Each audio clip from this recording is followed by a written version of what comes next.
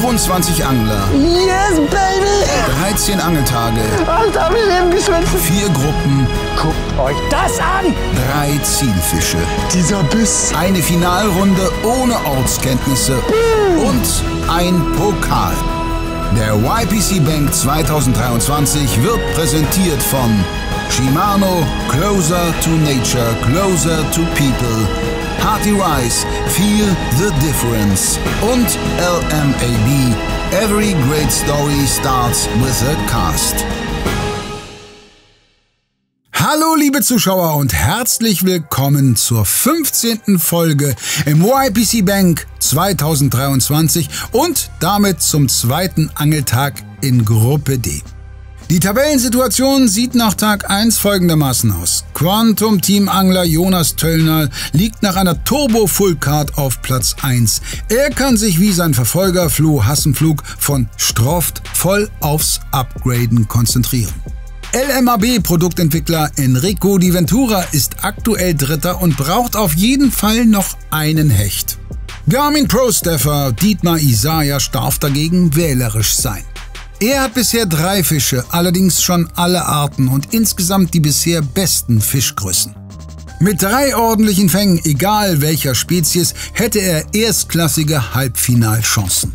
Frédéric Julien von Headbanger mit 2 Zandern und Alex Drappas von Berkeley mit einem Hecht haben dagegen noch deutlich mehr Arbeit vor sich.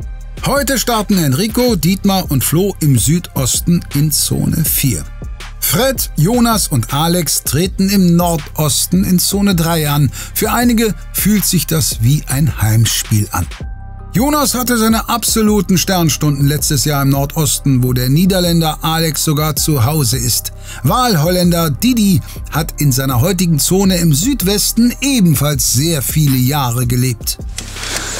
Guten Morgen, guten Morgen. Auf zum zweiten Tag. Mission heißt, noch 3 Fische fangen, um die Karte voll zu machen. Und mich nicht wieder so festbeißen wie beim ersten Tag, dass man weiß, die Fische stehen zwar da, aber leider sind keine mehr vorbeigekommen. Ich hoffe, ihr werdet noch mit mir ein paar schöne Fische sehen. Ich zumindest bin gut vorbereitet. Der Kameramann ist früh wach. Wir haben ein bisschen was zu fahren, also von daher kommt einfach mit.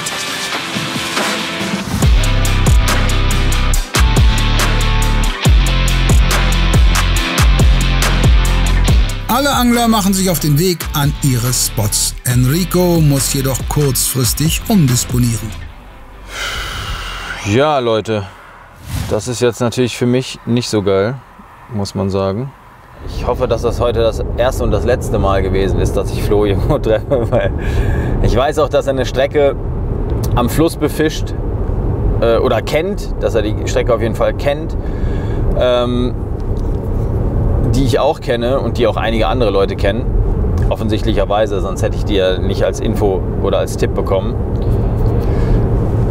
Ja, so ist das nun mal, ne? Ich meine, die Stellen, die im Moment gut laufen, sind halt rar gesät und deshalb hatte ich halt gehofft, hier heute zumindest eher da zu sein, aber 7:22 Uhr und Flo war schon da. Das ist natürlich... Nichtsdestotrotz, das Gewässer ist komplett gut und deshalb werden wir das Ganze jetzt irgendwie von hinten anfahren und ja, Flo dann wahrscheinlich irgendwo auf der Mitte treffen. Ich hoffe einfach, dass wir dann ja, die Spots von hinten auch fischreich abschließen können. Was heißt fischreich? Ich bin ja froh mit einem erstmal. Mal sehen. Ja, guten Morgen zusammen. Zweiter Tag, YPC, Gruppe D. Wir sind gerade an unserem Spot angekommen. Wir wollen wie am ersten Tag auch mit Hecht starten, hoffen, dass wir unseren kleinen Hecht upgraden können. Sind ja an einem wunderschönen kleinen Polder. Haben tatsächlich auch schon Enrico getroffen, der hatte wohl den gleichen Plan. Aber Fair Play ist ein Stück Strom abgefahren und fängt dort an. Das heißt, wir werden ihn vielleicht nachher noch mal treffen. Aber jetzt probieren wir erstmal einen schönen Hecht zu fangen. Mal gucken, ob es klappt. Ich werde mit der Fliege starten und dann noch die Spinnroute wechseln. Los geht's. So we're at the first spot, and from the car it looked like the river is not flowing, but it is, and it's tied down a little bit from pre-fishing, so that is for this river always good. It's a small river. It's probably the only place now that we can actually find consistent current in the area. And it's a river that I've fished for 15 years or something. It's now really becoming famous. A lot of YouTubers have fished here. So I feel confident that we can show it in the video and we won't ruin the spots. So we'll give it a go. My objective here, we'll fish 4 bridges. My objective is to catch a zander. If we get a pike or a perch in between, it is even better, but a zander is the main objective. And then I have to do something what I don't really like, but sometimes you gotta do what you gotta do, and it's gonna be short trolling all day. It's, as mentioned, it's not something that I want to do, but I need to get 5 fish today, so it's a clear objective, and I think that is the place where I have the best chance of doing that. There's a lot of different fish there. Pre-fishing was okay yesterday, so it all hangs on these 4 spots, and then we'll make it a long walk today. So let's go. Ich habe euch ja gesagt, dass ich sehr, sehr gerne sowohl vom Boot als auch vom Ufer aus mit der Active Captain App arbeite. Und ich habe mir mal so ein paar ganz, ganz wesentliche Punkte für euch herausgenommen. Also ganz entscheidend ist es, dass diese Active Captain App für Apple und für Android kostenfrei ist. Also jeder kann sich die ganz normal runterladen. Das ist so eine coole Geschichte. Wenn ich jetzt zur Karte gehe, dann sehe ich jetzt hier direkt, wo ich quasi bin.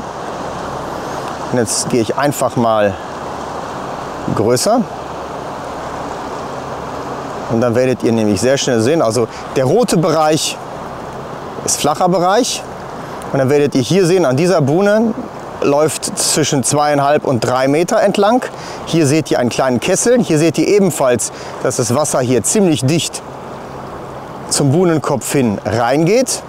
Diese Buhne ebenfalls ist alles in Wurfdistanz sofort Richtung 4 Meter. Und gerade wenn der Wasserstand etwas geringer ist, so wie jetzt, sind solche entsprechenden Auswaschungen auch hier besonders interessant. Ihr seht auch immer wieder, da wo die Buhne ist, kurz davor oder dahinter habt ihr so eine entsprechend tiefere Auswaschung, das doch schon in Richtung 4 Meter geht. Und wenn ihr auf diese Art und Weise vorgeht, wenn ihr das entsprechend auch schon einen Tag vorher oder Wochen vorher mit euren Kollegen bespricht oder auch alleine, könnt ihr euch schon selbst einen gewissen Plan machen, eine gewisse Struktur, wie ihr quasi vorgeht, wenn ihr beim nächsten Mal ans Wasser fahrt.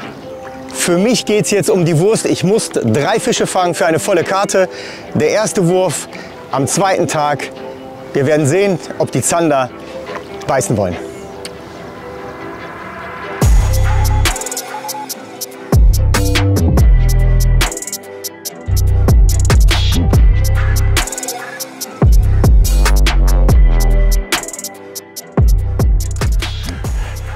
Hello guys, so day 2.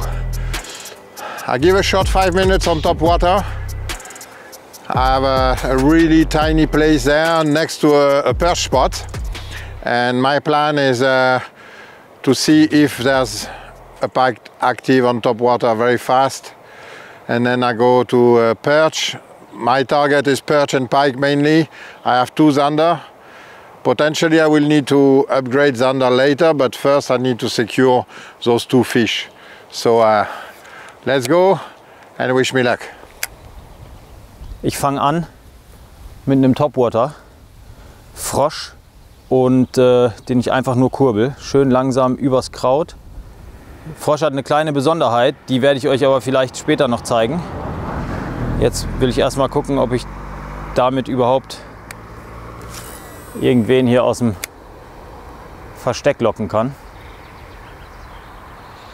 Usually when the current's really flowing here like it is today, they're just trying to find some cover under this overhanging thing, for instance, close to the walls. And the theory is that you won't really find them in the middle, but of course, yeah, it's only theory. And in real life it's fishing, so you never know where they are. But we're just going to fish this a little bit. I fish the bridge from all sides, diagonally underneath it. And then if there's a fish, yeah, we should pick it up. That's the theory. We'll see how it works out in real life. Ja, vielleicht kurz eine Info zu meinem Setup, was ich heute mitgebracht habe. Ich habe 3 Routen dabei. Das mag ein bisschen viel erscheinen im ersten Moment. Ich habe einmal die Fliege mit, um hoffentlich einen Hecht zu erwischen, was Sie vielleicht noch nicht so kennen. Dann habe ich eine Route mit einer Baitcaster mit. Da habe ich jetzt ein Spinnerbait drauf. Später mache ich noch mal einen sehr aggressiven Jerkbait drauf. Damit will ich die Fische reizen. Die führe ich sehr, sehr schnell, dass die gar nicht überlegen können, sondern die direkt raufscheppern müssen. Und ich habe auch noch meine Barschroute mitgebracht, weil ja, letztes Jahr hatte ich hier einen riesen Barsch drauf, hatte 1, 2 Nachläufer und hier sind auch große Barsche drin. Deswegen habe ich die vorsichtshalber mitgebracht dieses Jahr.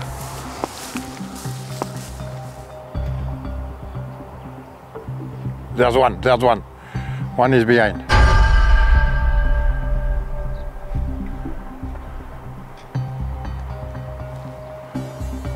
He's there. Oh, man, incredible, incredible. He's there. Don't move. Okay. Not the plan, but I see it. I need to look aggressive, but now he's kind of cautious, so I want to trigger him with a smaller bait.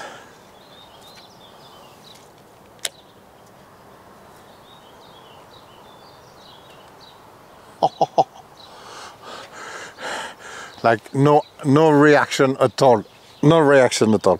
So I'm going to keep focusing on top water. Maybe there's another one a little bit further. And anyway, I'm going to fish on the river for perch. So when the sun is going to come up a little bit, potentially the activity will rise. And but there's one fish, so that's a good sign. And on this one, I'm here to avenge Landry, because the little story is when we discussed together, he told me, yeah, you should try there because I was so unlucky with the pike. Maybe you can have one pike on top water. I miss them. So, guy, if I make one on top water, I dedicate it to Landry. Schon reichlich spannende Topwater-Action auf den Spitfire bei Fred, doch leider noch kein Lohn in Form von Punkten für den Franzosen. Jonas ist dagegen sehr weit gefahren und kommt jetzt erst an seiner Top-Strecke vom Vorjahr an. Ja, einen wunderschönen guten Morgen. Tag 2 YPC Bank. Ich habe nicht verschlafen, wir mussten wieder weit fahren. Das war letztes Jahr schon so. Das liegt nicht daran, dass ich gerne ausschlafen möchte, sondern wir die Kameraleute, die halt das hauptberuflich machen, natürlich irgendwann erst abholen dürfen. Sprich, ich darf nicht sagen, okay, wir fahren heute Nacht um 2 Uhr los. Deswegen bin ich jetzt eine halbe Stunde später, die anderen angeln schon eine halbe Stunde. Ich mache heute Boonhopping. Ziel ist es, den 47er und 48er Zander abzugraden. Ich hoffe, das klappt. Ich wäre mit 2 Mitte 50ern zufrieden. Ich bin jetzt heiß, wir sind spät dran. Ich gehe jetzt unter die Brücke und leg los.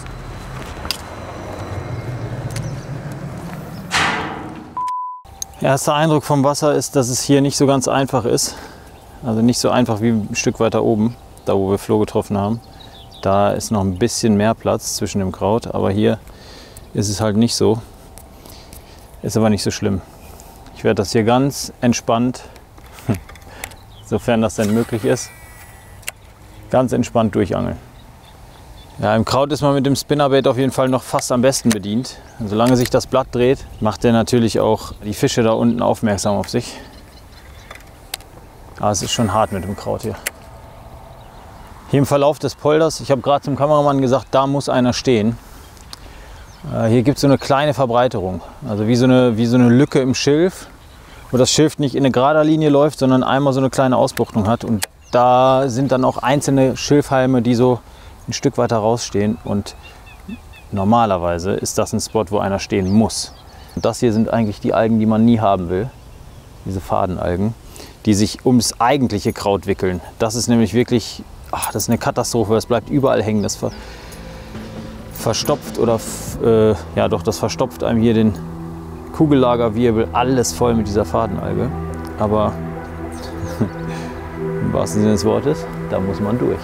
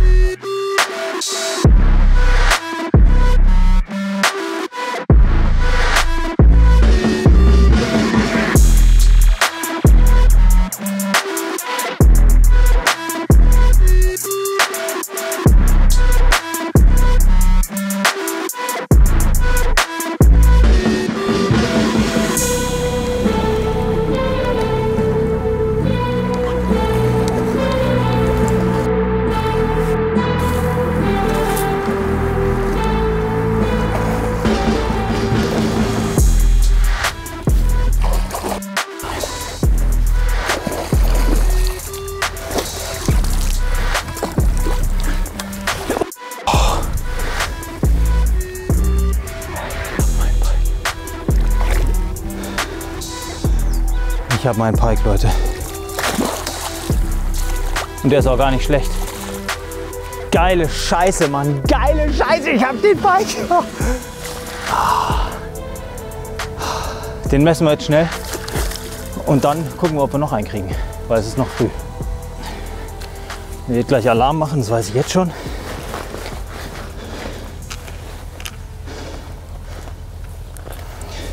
...86,5. 87er Pike, Jungs und Mädels und wer auch immer da draußen noch so rumlungert. 87. So, Release machen wir kurz und schmerzlos. Ich lasse den hier so gleiten. Ist gleich unterm Kraut verschwunden. Da sind genau die Biester, die wir haben wollen. 87 Zentimeter. Traumstart für Enrico. Die Planänderung wird für ihn nicht zum Verhängnis. Ganz im Gegenteil. 87 Punkte komplettieren nicht nur die Karte, es reicht auch für die Tabellenführung. Ja, wie anfangs erwähnt, ich habe vorher 2, 3 Würfe gemacht ins Wasser, um zu gucken, welcher mir am besten vom Lauf gefällt. Und da muss ich sagen, hat mir der am besten gefallen mit dem einzelnen Spinnerblatt. Das ist halt das, was ich hier oben abgekniffen habe, weil der dann einfach ein bisschen besser durchs Kraut kommt. Und ich den langsamer angeln kann. Mit 10 Gramm hier. Ne? Also Multi-Vibe gepaart mit dem Extra-Vibe in einem goldenen Blade, weil mit Sonne ist das Gold schon immer ganz geil. Und das angeln wir jetzt noch mal weiter. Haken ist scharf. Fisch war im Netz. 87 cm Report an Toni. Und dann geht's weiter.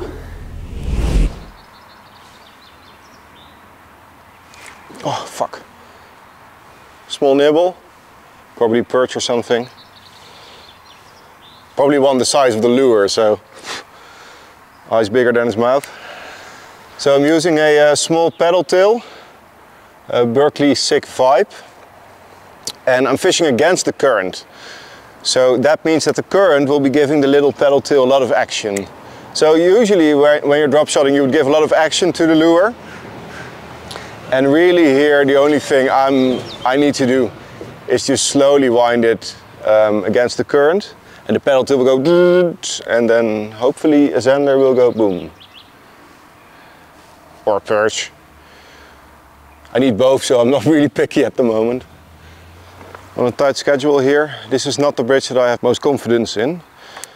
And we've got a few more, and I've got more feeling with that, so we'll move on there real quick.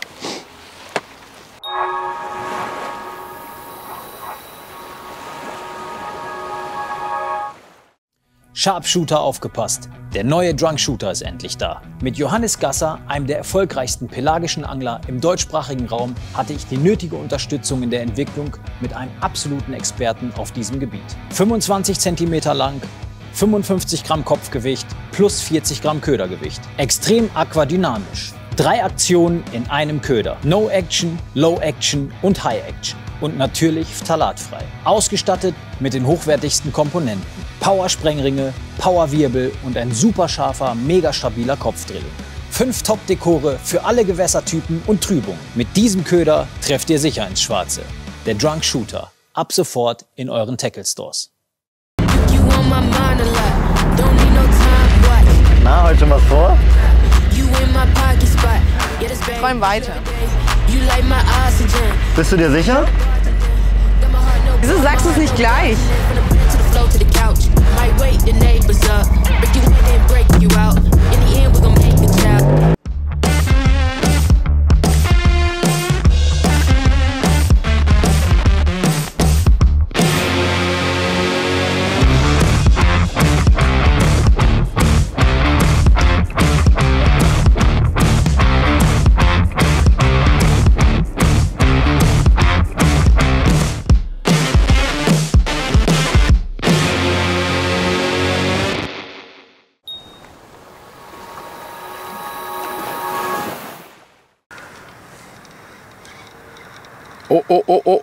Oh, Nachläufer. Nimm ihn, nimm ihn, nimm ihn. Nein, Fehlbiss. Ah, Riesenbugwelle. Probieren wir es nochmal mit der Fliege. Alter.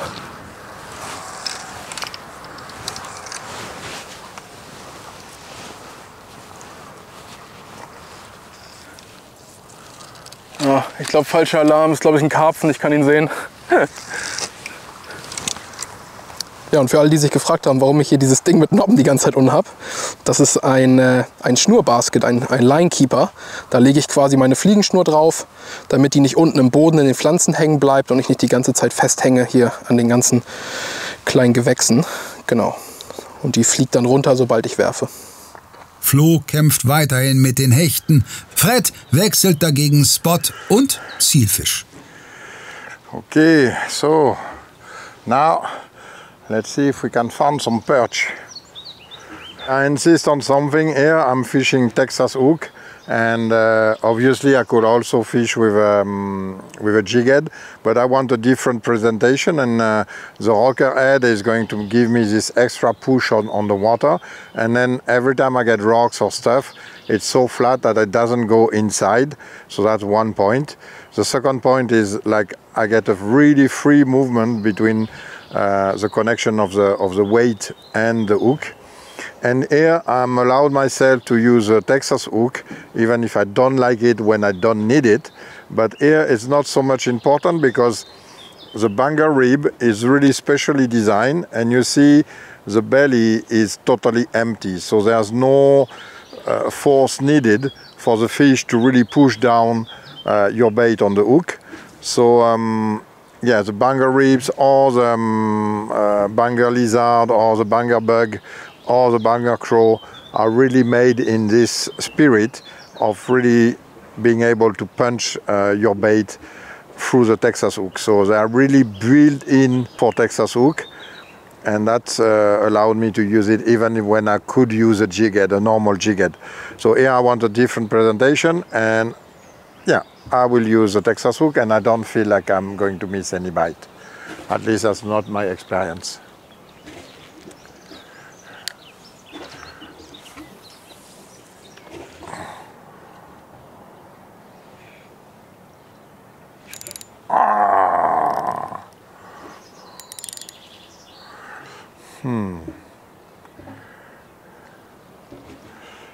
Yesterday when I was training, in some place I could feel I was dropping my lure, and then you could fish the grundels, the gobies, like tick tick tick tick tick tick, biting the tail. Fish, the boat makes a difference.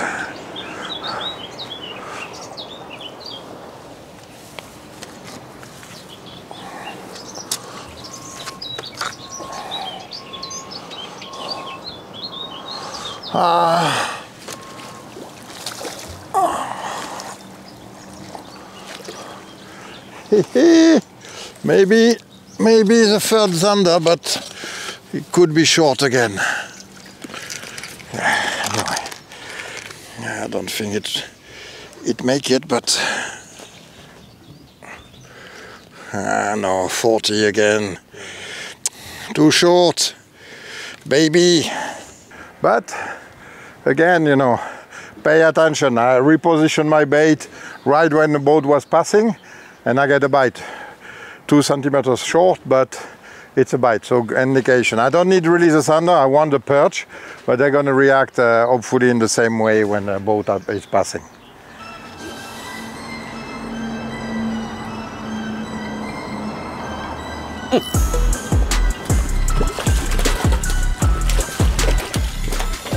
Yes.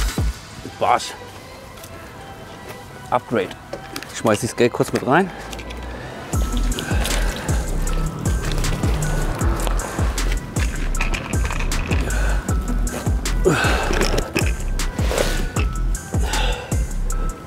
Äh, 33. Nicht viel abgegradet, aber ein bisschen. Tabellenführung zurückerobert. Jonas braucht nicht lange, um seine Karte mit diesem schönen Barsch erneut abzugraden. Der Norddeutsche zieht an Enrico vorbei. Why did the angler cross the road? To catch the zander! This is... yeah, if we have a little bit of luck, we need to run because there's a truck coming. As you can see, it's not a real secret spot, but doesn't really matter. So luckily you have the sun in the back. I'll be crawling a little bit underneath here. So it's not the most comfortable fishing position, but you have to do what you have to do. And I'm just fishing the lure literally a little bit in the current, using the current to give it some action, some movement, and then we're just gonna fish the bridge a little bit, see if we can pick up a fish. This is, in this hot weather, these sort of long, dark bridges are really the places where the fish are congregating. And what you can just feel is that really in the middle, the current is flowing a little bit too fast to keep bottom with 10 gram, with a 10 gram drop shot weight. But I don't really expect them to be in the full current. I expect them to be in the eddies, just outside the full current,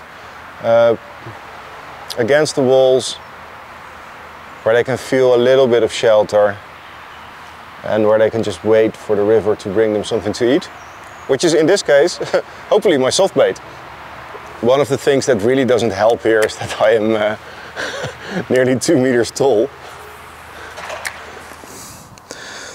So, das hat jetzt nicht geklappt wie gewünscht, einen Hecht mit der Fliege zu fangen, aber Fliege kann eine sehr effektive Methode sein, weil diese Fliegen kennen die Hechte nicht so.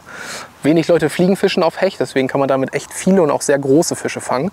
Und für alle, die Lust haben, mal mit der Fliegenroute auf Hecht zu fischen, ihr braucht quasi eine 10er Route oder eine 9er Route, 9er bis 10er Route, 9er bis 10er Schnur, leicht schwimmend, bisschen sinkend. Macht einfach 1,5 Meter 40er Mono oder Fluo davor. Hier in dem Fall habe ich eine Titanspitze von Stroff drauf, also das Niti Wire, das quasi flexibles Titan, das nicht knickt. Und dann eine Fliege, die kann leicht beschwert sein, muss aber nicht beschwert sein. Und da ich einen Schusskopf fische, habe ich hinter meinem Schusskopf, also diese dicke Schnur, die ist wie so eine Wäscheleine, das ist das Gewicht, weil die Fliege selber wiegt ja nichts. Kommt dann diese Schussschnur, die hat man so schön rausfliegen sehen, die blaue. Das ist so ein platt gedrücktes Monophil, eine sogenannte Flat Mono Running Line, und die gibt es auch von Stroff. Das ist die 50 Pfund Version und meine Lieblings-Running Line, wenn ich auf Hecht fische und auch mal gerne weit werfen möchte.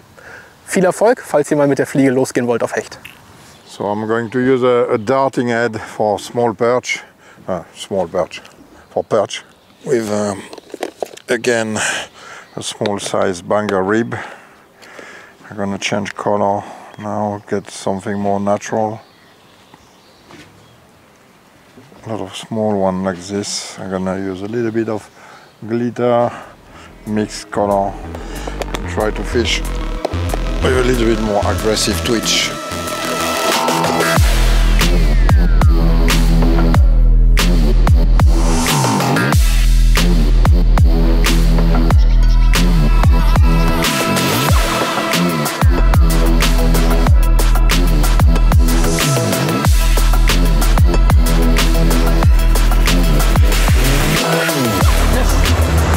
Yes!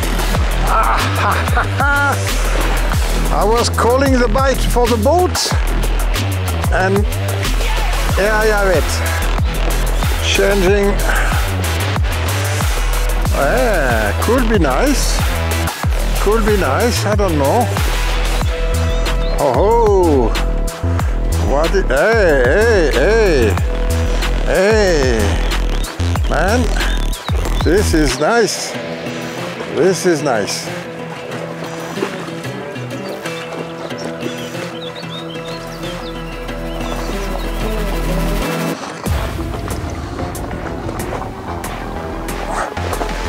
Make it a nice perch.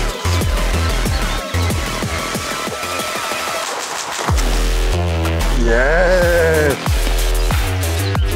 That's a sizable zander.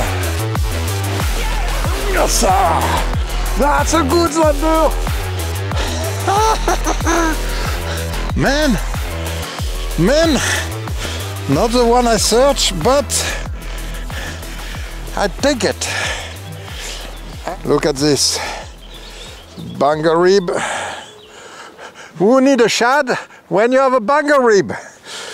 Tell me.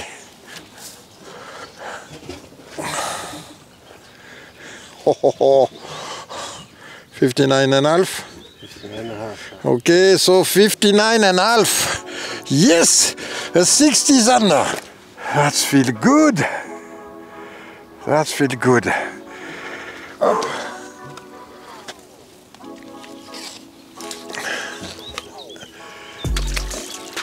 Yes. Yes. Woohoo.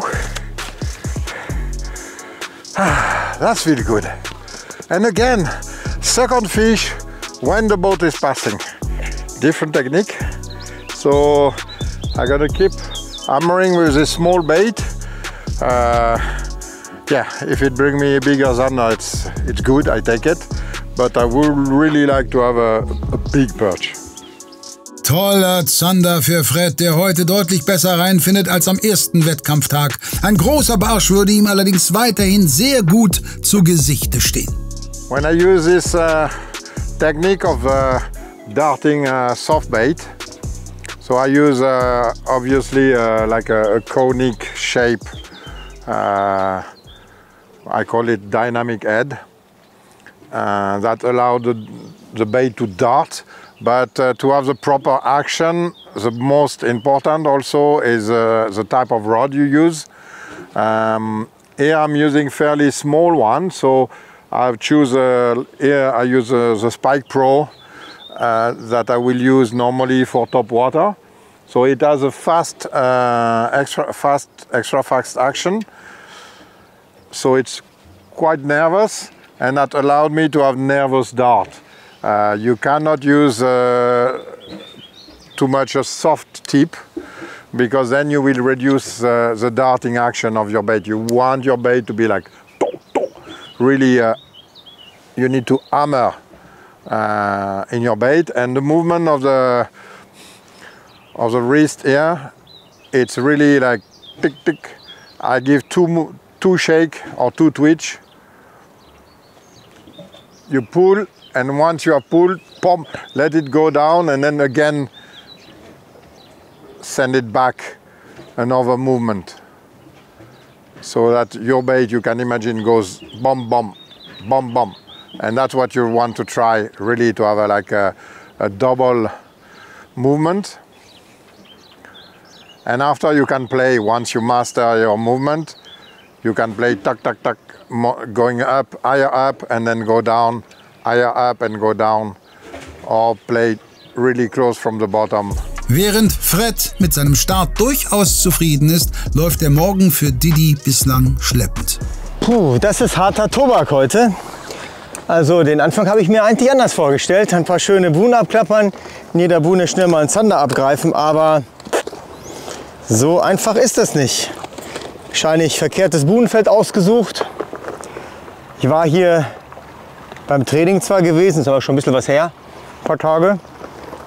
Hat gut geklappt, aber was vor ein paar Tagen geklappt hat, muss ja nicht auch jetzt klappen. Aber gut, wir werden noch ein weiteres Buhnenfeld abklappern und wenn da nichts geht, dann müssen wir Plan B und C wieder aus der Tasche kramen. Aber erstmal neues Vorfach drauf machen. Fuck.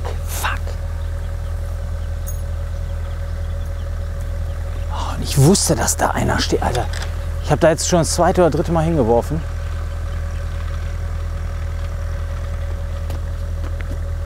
ich sage euch noch was. Glück, dass er nicht gebissen hat, glaube ich. Boah, ich muss neu knoten. Guckt euch das an. Ich habe nur so gemacht. Weg, auf. So, also ganz schnell neu knoten. Ich habe natürlich hier dann meine Tasche dabei.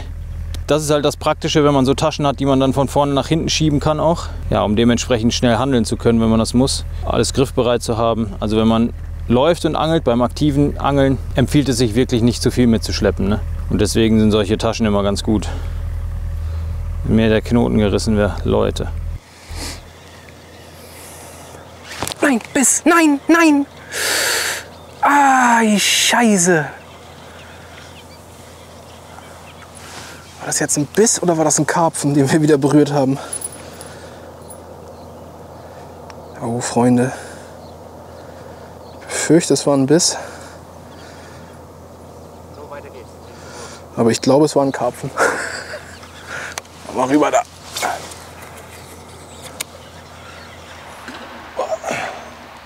Okay, nothing here, or at least nothing active, so we'll get out, we'll go to the next bridge, and we'll do the same thing all over again.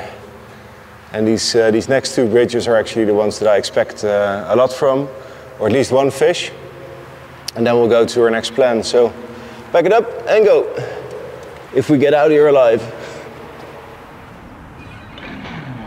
Da. Kein Upgrade. Kleiner Barschi.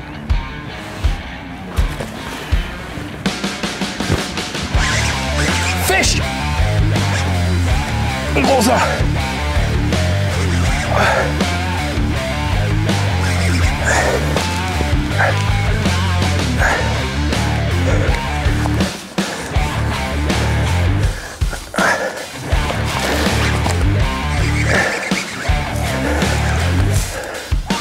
Oh, kein Monster, aber ein Hecht.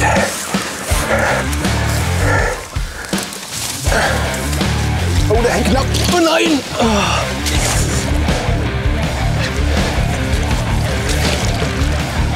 Ja! Ich hab ihn! Leute, es hat geklappt. Meine Gummistiefel sind voll Wasser, aber ich hab ihn, ja! Oh, bin ich glücklich. Oh, dafür sind wir hergekommen. Auf den aggressiv geführten Jerkbait. Oh, den messen wir jetzt schnell. Oh Gott, bin ich glücklich. So, Hecht ist dran. Und wir kriegen genau hinten die 78. Die 78 kriegt er gerade so. Okay. Setzen wir den Hübschen schnell zurück. Es ist warm. Das heißt, er darf schnell wieder in sein kühles Element. Und da geht er auch schon. Jawohl! Weg ist er. Leute, ich bin so happy. Oh.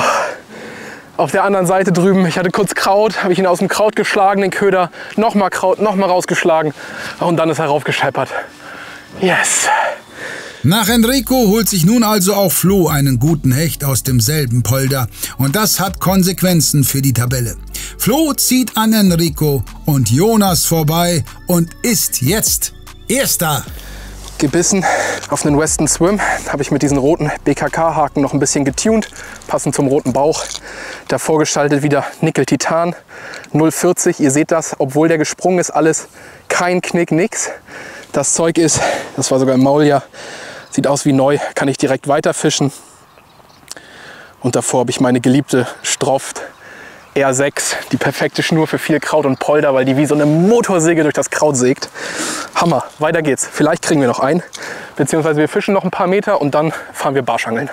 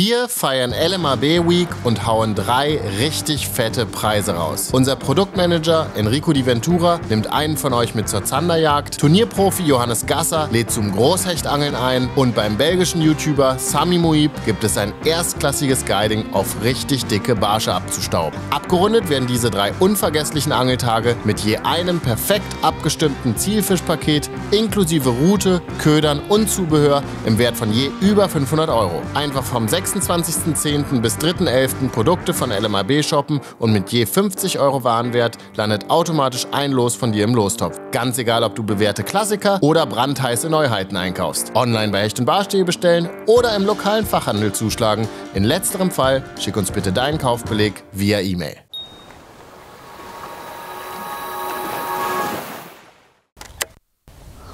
Ich versuche jetzt die Strecke mit Topwater zurückzuangeln. Allerdings ist das hier echt wegen der Fadenalgen überhaupt nicht einfach. Na, wegen der Fadenalgen ist es halt das Problem, dass die sich eben auch ums Spinnerblatt wickeln. Und ich echt ein bisschen darauf angewiesen bin, dass ich hier in den sauberen Bahnen angeln kann mit dem Frosch. Es gibt natürlich andere Frösche, wo man das dann dementsprechend umgehen kann, weil man eben da kein Spinnerblatt dran hat. Aber der hier ist halt gepimpt, hat hier hinten einen großen, der immer frei steht. Deswegen ist es eine gute Rate hier mit dem Frosch. Und hier unten ein Spinnerblatt. Keine Sorge, bevor ihr fragt, ob es das schon gibt von uns oder nicht. Alles in Arbeit. Ich weiß nicht, wann es rauskommt, aber es kommt irgendwann. Little Pikey. Also, den habe ich richtig mit der Welle kommen sehen. Auf 10 cm Wasser. No upgrade. Ein kleiner, süßer. Lustig, ey. Wirklich mit Welle und Schwall. Das hätte lieber ein Barsch sein sollen. Na, immerhin Fisch. Da. Ah, fuck, ey. Das war ein Barsch.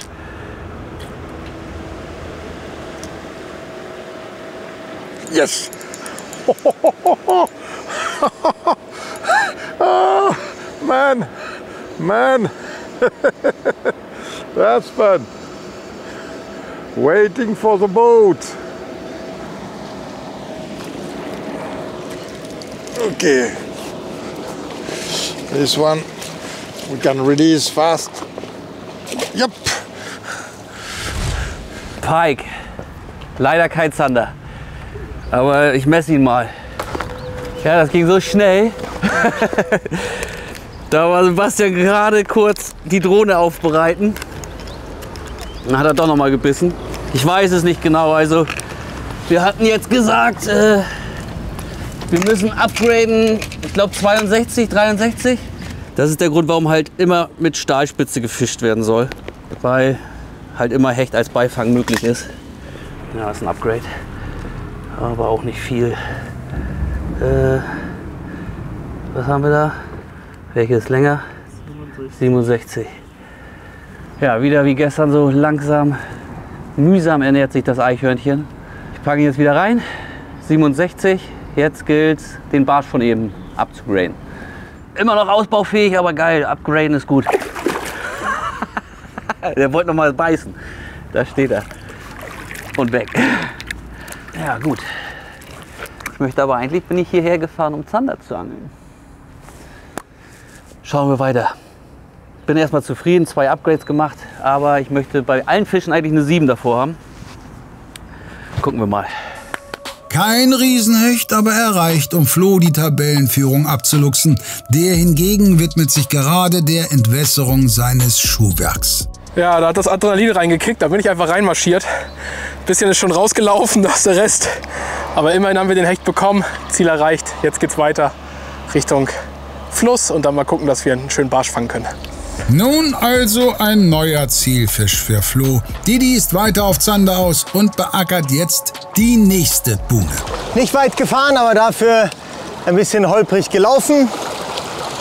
Mal schauen, was hier geht. Oh! Erster Biss.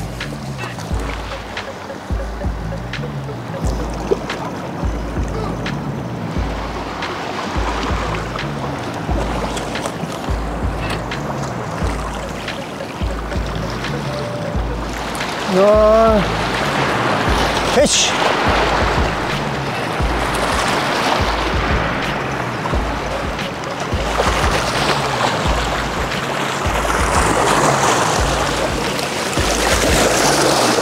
Zu klein!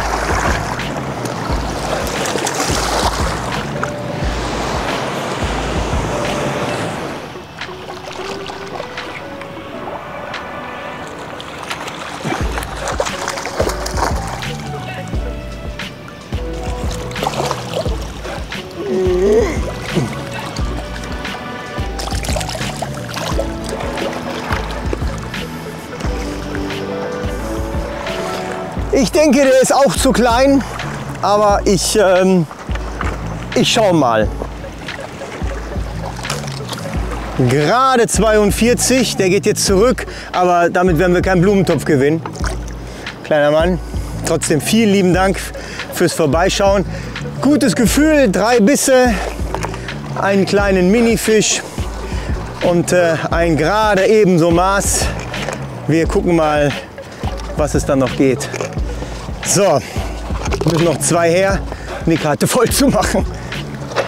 Vielleicht wird dieser kleine Fisch doch noch wichtig. Didi hat schon 3 gute Fische, daher kann jeder maßige Fisch, Stand jetzt, entscheidend sein.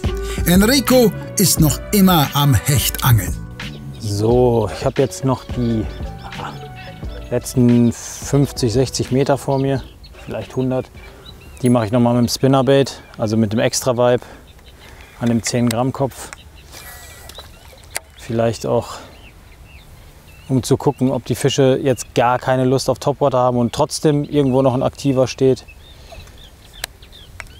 Das ist eine super geile Schilfkante, wo eigentlich, also hier muss irgendwo ein Fisch vorstehen. Und ja, das probiere ich jetzt einfach hier nochmal die letzten Meter nochmal ordentlich mit dem Spinnerbait hier durchflügen.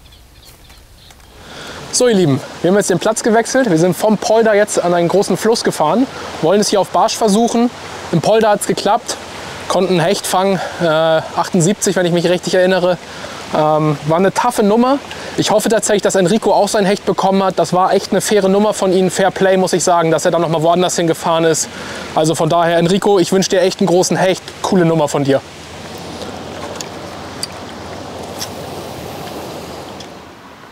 So I'm really thinking what to do here, because in pre-fishing, this is where we had consistent bites, this spot.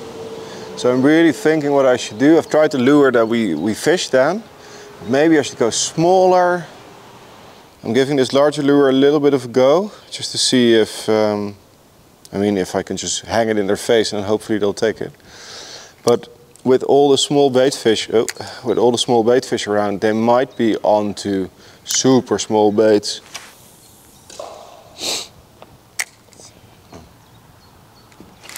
Godverdomme. That was a fish. I just pulled it free of the snack and it's fucking hidden. I pulled it free and my rod was farther back, so I couldn't set the hook anymore. Shit. At least we know we're doing something right. So I show you one cool application that you can use is Marine Traffic. Is monitoring all the traffic in the world with every boat. It's free, you can access freely to this. And here I can see the boat that are incoming on my place or not. So now I want to change spot. But if I get a boat that is coming within 2 minutes or something, it's in an area, I might extend 10 minutes more fishing there before I leave. So I give me one more opportunity, and that's very precise, and I tell you where the boat are and when they are passing, especially if you fish after gates, sluice. It's going to be very, very useful. That's something I use a lot when I want to know when the gates are going to open, if there's any boat traffic coming in. Yeah. Feel free to use it. It's Marine Traffic.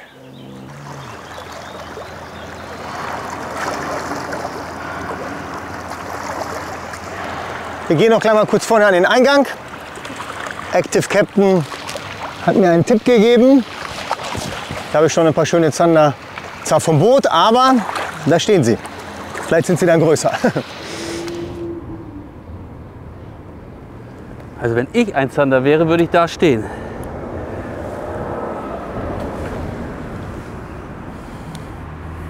Auch dieser Effekt halt, das hast du, weil das Wasser eigentlich hier meistens steht und jetzt ist hier halt mega Druck drauf und dann hast du an jedem Poller so einen Schleim, der halt mit der Strömung gezogen ist.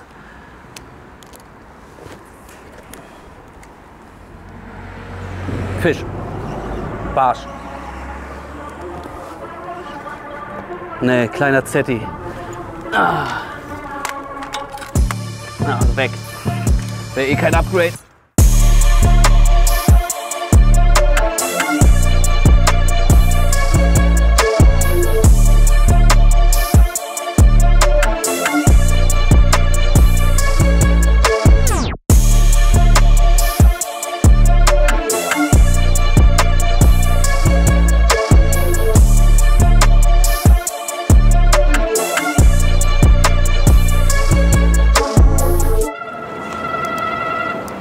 Fisch!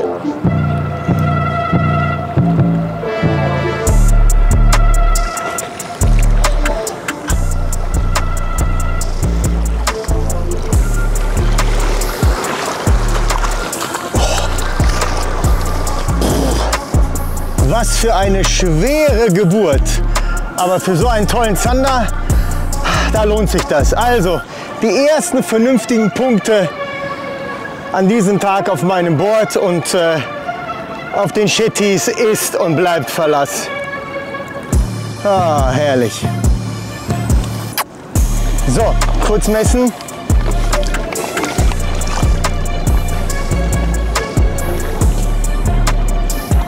Da, 64.